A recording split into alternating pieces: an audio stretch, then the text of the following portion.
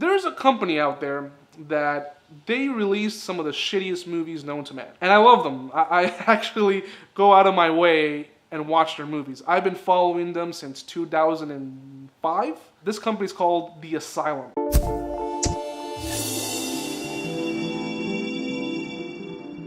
The Asylum is a low-budget company that releases a lot of trashy movies. And not just trashy movies, they are known as the king of mockbusters. Mockbusters are movies imitating a bigger, wider release. So for example, in 2006, you had The Da Vinci Code starring Tom Hanks. They will release something called The Da Vinci Treasure starring Lance Henriksen and C. Thomas Howell.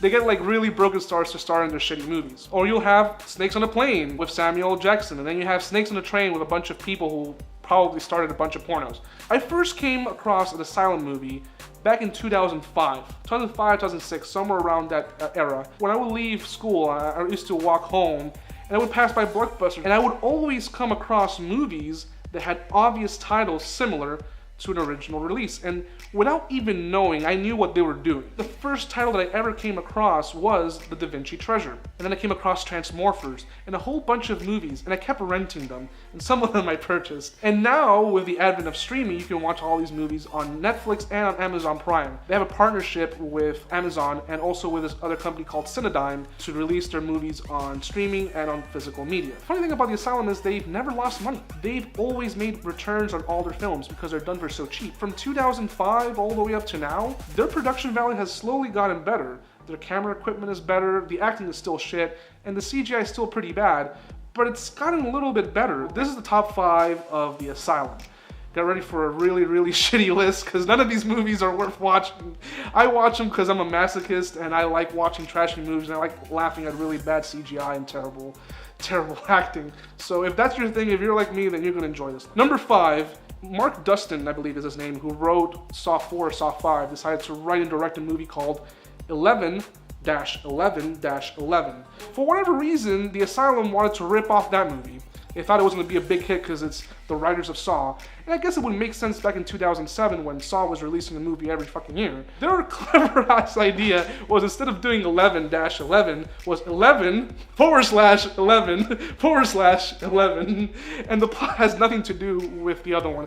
The plot in this one is literally a ripoff of The Omen and The Exorcist. It's like, oh, you don't like The Omen, maybe you'll like The Exorcist. Two shitty rip-offs in one movie. Not to mention that The Asylum that same year couldn't help themselves but release an official rip-off of The Omen called 666 The Child. And the following year, just in case you didn't like the child version, there's 666 The Beast. But 11/11 I guess had an audience, myself, and other people. I don't know, I gotta meet people who watch these shitty movies like I do, because it got not just one, but it got 2 sequels, 12/12/12, and 13/13/13. So I guess, in this case, The Asylum was more successful than the theatrical one, because the theatrical one, no one went to go see, it was a box office and critical failure, and The Asylum made 3 times as much money as the other one. That's some Inception shit. That's some like rip-off of a rip-off of a rip-off. Number 4 is Lord of the Elves,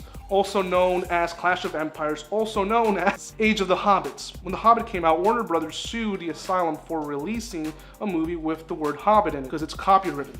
So they changed it from Age of the Hobbits to Lord of the Elves. They got sued again. So they ended up changing the title to Clash of the Empires. Doesn't matter which version you have, the movie itself is still the same. It's pretty hilarious. I've enjoyed this one a lot. So you know how there's elves in Lord of the Rings and they get people who are just regular normal size and they change it with forced perspective. The Asylum went one step further. They hired little people to be the main stars of the film. They're pretty hilarious.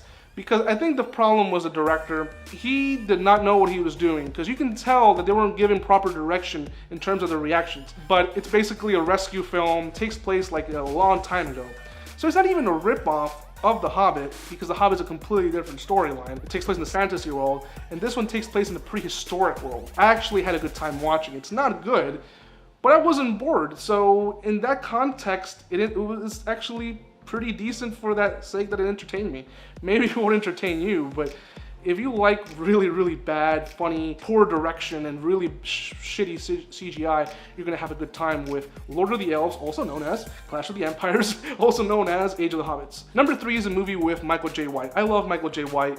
It's a shame that he stars in a lot of straight-to-video movies, but a lot of the straight-to-video movies are pretty good. This is not one of them, but I still enjoy it. When RoboCop came out, the 2013 version that everyone forgot, the Asylum decided to make their own version called Android Cop. But it's a completely different story. It's not even a rip-off of RoboCop. It's really more of a rip-off of a movie called Alien Nation. It's basically a buddy cop film where Michael J. White, he's a cop, the macho guy, and then he has to work with a partner. He's like, I have to work with this fool, and it's literally a Party City looking robot. He's like, I'm your new partner. It looks like something that was shot in the 90s. There's some CG here and there, but they try to do practical, but it's really bad practical. You know, as bad as a movie can be, Michael J. White gives a great performance. Like, he actually cared about the stupid movie, that you actually care about his character. I was watching an Asylum movie, and I was like, fuck, I actually care whether or not Michael J. White dies in this fucking stupid movie. Number 2, now this one is a straight ripoff.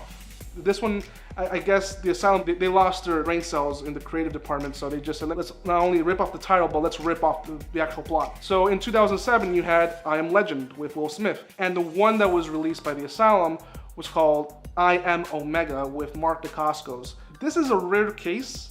I actually enjoy the Asylum version over the one that was released with Will Smith. I Am Omega, I actually enjoyed more because they actually used practical effects, and it was actually gorier, even though it was very low budget. The plots, again, are almost identical. Only difference is there's no dog involved, which I believe wasn't involved in the novel. I could be mistaken. In the version that's with Mark Dacascos, it's literally just a guy. Again, he's the only person alive in the world, and he has to defend himself from a bunch of zombies, this virus that's plagued the nation. I actually would say watch I Am Omega. You can watch it in 2 ways. You can watch it on streaming through Netflix and Amazon Prime, and you'll always, guarantee, you'll always will find this in the $5 bin at Walmart, because every time I just, go like this, like, oh, let's see what I find, I always either find Night of the Living Dead, House on Haunted Hill, Dementia 13, or I Am Omega. And number 1 is actually also pretty good. There's a movie called The Day the Earth Stood Still. There's a 50s version, which I highly recommend. It's a great movie. And then there's the one that was released with Keanu Reeves. And the problem I had with that movie was that it was so generic. I didn't hate it, but it's very blah. So then you had the Asylum saying, fuck all that, let's actually make our own version of it, our own take on it. And it was called The Day the Earth Stopped. So The Day the Earth Stood Still, The Day the Earth Stopped, with C. Thomas Howell, who was always the guy contracted to be in all these movies. In The Day the Earth Stopped, difference is, instead of having a male character playing the character who's warning everybody that the Earth is going to be destroyed, we have a female character and a male character. You have 2 aliens who are left here, and there's no destruction. It's actually more believable than the one that was released with Keanu Reeves, only because Keanu Reeves' character, who looks human, he needs some proof that there should be a reason why they shouldn't destroy the Earth. But within all of that, you have destruction in the movie, so it kind of contradicts. Okay, these aliens are hypocrites. They're destroying the planet while they're not all about destruction. Whereas in the Asylum movie, which it was probably because they didn't have the budget to show a bunch of cities being destroyed, they just have these giant machines just standing there, and they're ready to attack if, when they're ready, but they're not attacking the Earth or anything. They're just staying there. It's actually humans who are attacking it, and there's this force field, but the visual effects are terrible. But the storyline wasn't that bad, and it was actually shorter.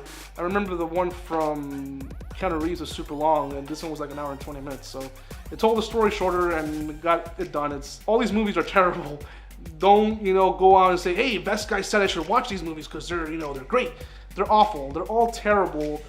But if you can enjoy good cheese, and probably intoxicated, with a bunch of people who are also intoxicated and just laugh at it, then you'll have a good time. I am a masochist and I enjoy these movies even when I don't drink very much, actually, but I still enjoy them. Anyway, guys, this is the top 5 Asylum movies. There's other ones. There's a bunch of them. There's too many for me to name. Hercules Reborn, In the Name of Ben-Hur, Titanic 2, Halloween Night, which was a ripoff of Halloween, The Legend of Bloody Jack. Instead of the Hitcher, there's the Hitchhiker. Instead of Invasion of the Body Snatchers, Invasion of the Pod People. When a Stranger Calls, no, When a Killer Calls. So there's just a bunch of those. Some of them are just really awful. Anyway, guys, I'm Best Guy. Make sure to like, subscribe, hit that bell button, And you can watch all these great videos here on, you know, dropping loads. And you can also follow me on Instagram. Every now and then when I'm not being lazy, I'll post something. It's usually Pauly Shore related. So anyway, guys, until next time, bye.